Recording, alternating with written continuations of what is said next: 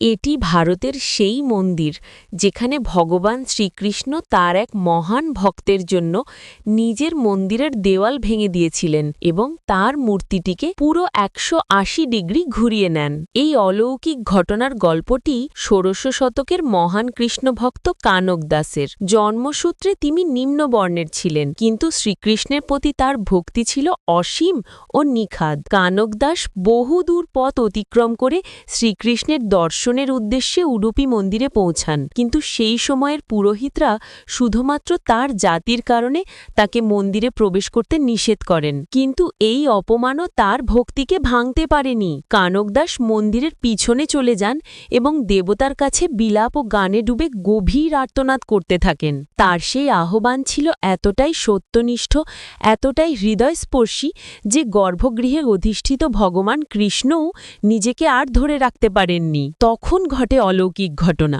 মন্দিরের পিছনের দেওয়াল ভেঙে যায়। ভগবান কৃষ্ণের মূর্তি পশ্চিমমুখী হয়ে ১৮০ ডিগ্রি ঘুরে দাঁড়ায়, যেন তার প্রিয় ভক্ত কানক দাস তাকে দর্শন করতে পারেন। সেই চমৎকার স্থানে রয়েছে কর্ণাটকের বিখ্যাত উডুপি শ্রীকৃষ্ণা মঠ। এখানে আরেকটি বিশেষ প্রথা আছে। যখন কোনো ভক্তের বড় কোনো মানত পূর্ণ হয়, তখন তিনি কলা পাতায় নয়, সরাসরি মাটিতে বসে ভোজন করেন, ভগবানকে কৃতজ্ঞতা জানানোর জন্য। কারণ এটি নিজের অহংকার ত্যাগ করে কানক দাসের মতো সত্যিকারের ভক্তি প্রকাশ করার এক গভীর প্রতীক। ভগবান কৃষ্ণকে যারা ভালোবাসেন তারা কমেন্টে অবশ্যই লিখুন, জয় শ্রীকৃষ্ণ।